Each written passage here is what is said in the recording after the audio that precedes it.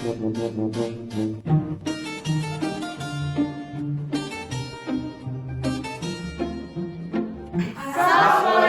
warahmatullahi wabarakatuh. Halo semuanya, kami dari kelompok Sistem Pernafasan akan memerankan Sistem Pernafasan. Saya Ayu Diramawati sebagai narator. Saya Izzy Sabrina sebagai oksigen dan karbon dioksida. Saya Ada Salabula Mahendra sebagai bronkus. Saya Ayu Puspita Dina sebagai trakea. Saya Farsa Gesya sebagai bronkiolus. Saya Sulaiman Nurafa sebagai laring. Saya Fajar Rizky sebagai alveolus. Saya Muhammad Desmi sebagai Fan. Saya Muhammad Iqbal Saputra sebagai hidung. Selamat menyaksikan.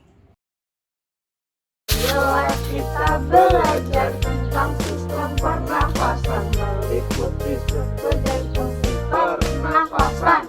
Let's go, let's go, let's go, let's go, let's go. Sistem pernafasan. Sebagai makhluk hidup, kita perlu bernafas untuk hidup. Di dalam tubuh terdapat organ-organ yang bekerja sama sehingga membentuk sistem organ yang mengatur oksigen masuk ke dalam tubuh kita. Bernapas ialah kegiatan menghirup atau memasukkan oksigen dan mengeluarkan CO2 dan uap air lewat pernapasan kita. Yang pertama, O2 akan memasuki lewat hidung.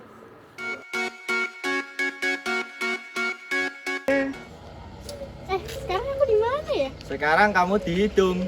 Hidung, aku berfungsi sebagai saluran masuk utama untuk udara ke dalam sistem pernafasan.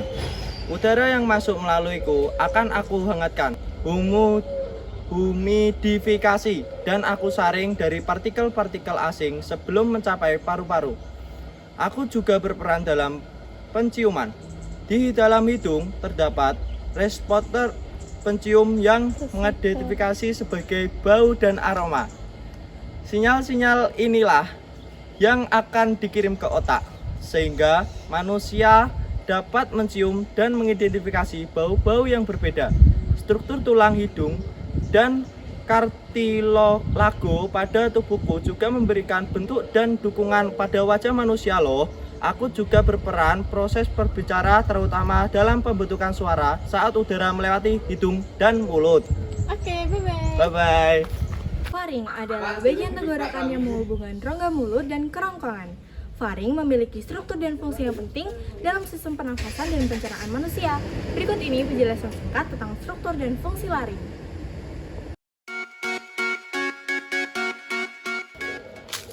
Sekarang aku sampai di mana ya? Aku faring adalah bagian tenggorokan yang menghubungkan rongga mulut dan kerongkongan. Faring memiliki struktur dan fungsi yang penting dalam sistem pernapasan dan pencernaan manusia. Faring dibagi menjadi tiga, bagian atas nasofaring, bagian tengah orofaring, dan bagian bawah laryngofaring. Aku terdiri otot-otot yang memiliki makanan dan minuman. Terdapat amandel yang merupakan sistem kekebalan tubuh. Lalu apa fungsimu? Faring berperan dalam menelan makanan dan minuman. Faring bagian atas menelan makanan lewat rongga hidung. Faring bagian tengah menelan makanan lewat rongga mulut. Faring bagian bawah tempat pertemuan antara saluran pernapasan dan pencernaan. Fungsi utama faring menyalurkan makanan ke kerongkongan dan udara ke trakea. Selain itu memiliki fungsi yaitu pita suara. Oke, bye-bye. Sekarang aku di mana ya? Aku laring. Di tubuhku terdapat suatu struktur yang berfungsi untuk mencegah masuknya makanan dan minuman ke dalam laring. Organku berisi pita suara yang menciptakan suara sehingga kerap disebut kotak suara. Aku terdiri dari 9 tulang rawan berpasangan dan tulang rawan tidak berpasangan. Lalu apa fungsimu? Tulang rawan tiroid adalah struktur yang membentuk laring yang berbentuk menonjol terutama pada laki-laki yang bisa disebut jakun, yang berfungsi untuk melindungi pita suara. Lalu tulang rawan krikoid merupakan struktur laring yang berbentuk cincin mengelilingi trakea, berfungsi untuk menutup saluran udara dan produksi suara. Lalu ada epiglotis yang berbentuk daun elastis yang berfungsi untuk mencegah makanan dan minuman masuk ke dalam laring. Oke, bye-bye. Bye-bye. Trakea adalah salah satu organ pernapasan berbentuk tabung panjang seperti huruf O yang terletak di bagian tengah leher hingga rongga di antara paru-paru atau mediastinum. Trakea memiliki panjang sekitar 11 cm dengan lebar 2,5 cm.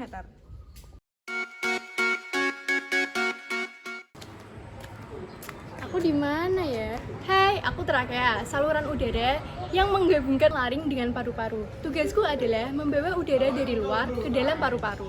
Lalu kamu tersusun dari apa, trakea? Aku tersusun atas otot polos dan tulang rawan yang menyerupai cincin sebanyak 16 dan sampai 22 buah. Di samping itu, strukturku juga terdiri dari beberapa bagian, seperti selaput lendir, yaitu mukosa atau jaringan lembab yang melapisi tulang rawan berbentuk cincin. Yang kedua, silan dalam mendorong lendir yang telah menyaring kotoran atau zat asing untuk keluar dari tenggorokan. Silia berbentuk kecil menyerupai rambut halus. Yang ketiga, merupakan trachealis, merupakan otot trakea yang berkontraksi untuk membantu mengeluarkan lendir.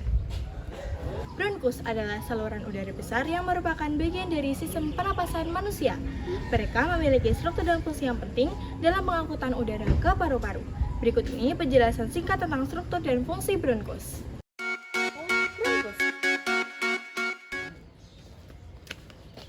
Sekarang aku di mana ya? Aku bronkus. Aku adalah saluran udara besar yang terbagi menjadi dua, yaitu bronkus kanan dan bronkus kiri. Aku juga berhubungan langsung dengan trakea yang masuk ke dalam paru-paru. Selain itu, aku juga dilapisi oleh lendir yang memproduksi lendir untuk menjebak saluran partikel debu atau mikroorganisme yang masuk bersamaan udara. Lendir ini kemudian keluar dengan bersin atau batuk. Lalu apa fungsimu, bronkus? Fungsi utamaku adalah mengangkut oksigen dari trakea menuju ke paru-paru atau sebaliknya. Aku juga menyediakan oksigen yang diperlukan oleh tubuh dan menghilangkan karbon dioksida sebagai produk sampingan metabolisme. Oke, dadah, bronkus. Dadah. Bronkiolus adalah saluran udara di dalam paru-paru yang menghubungkan bronkus dengan alveolus. Bronkus merupakan salah satu bagian dari sistem pernapasan bawah dengan ukuran cukup kecil, sekitar 0,3 hingga 1 mm.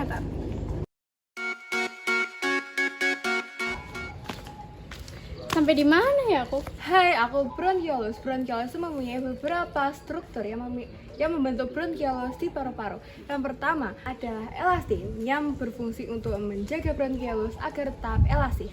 Dan yang kedua adalah lamina dan propia yang bekerja melakukan kontraksi dan relaksasi untuk mengontrol aliran. Dan yang ketiga ada silia yang berfungsi untuk mengeluarkan zat asin.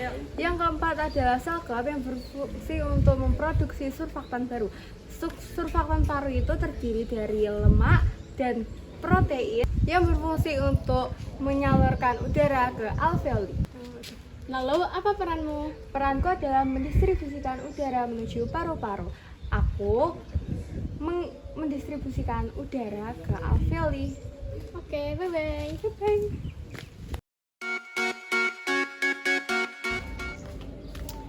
Udah sampai mana ya ini? Sampai alveolus. Aku adalah jantung udara yang ada di dalam paru-paru.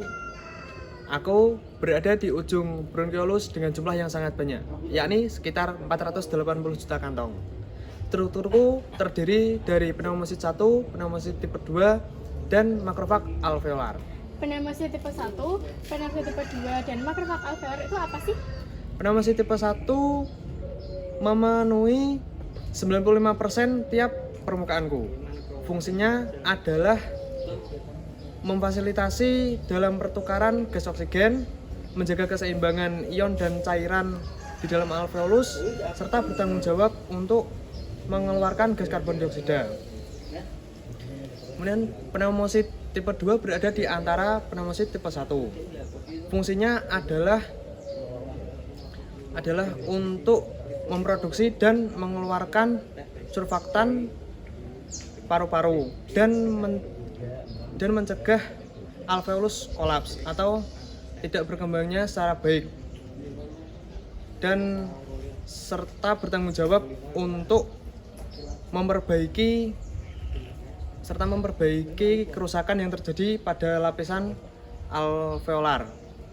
Dan makrofag alveolar sendiri adalah sel yang berasal dari monosit darah yang berfungsi penting dalam sistem kekebalan tubuh Anda.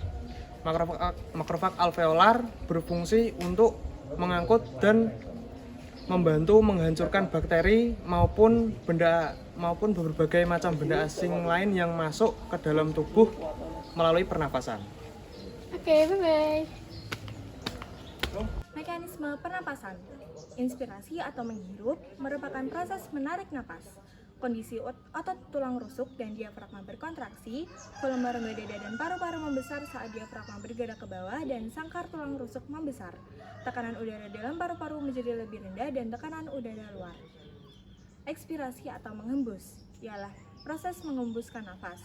Kondisi otot tulang rusuk dan diafragma berelaksasi, volume rongga dada dan paru-paru mengecil saat diafragma bergerak naik dan sangkar tulang rusuk mengecil. Tekanan udara dalam paru-paru naik dan udara keluar dari paru-paru. Proses inspirasi dan ekspirasi diatur oleh otot-otot diafragma dan otot antar tulang rusuk. Otot-otot tersebut kemudian mengatur volume ruang dada, memperbesar atau memperkecil menurut kehendak kita. Pernapasan dada. Dalam pernapasan dada terdapat dua proses, yaitu inspirasi dan ekspirasi. Inspirasi pada pernapasan dada ialah otot antar tulang rusuk keluar berkontraksi, tulang rusuk terangkat dan volume rongga dada membesar, paru-paru mengembang dan tekanan udara menjadi lebih kecil dari udara luar sehingga udara masuk.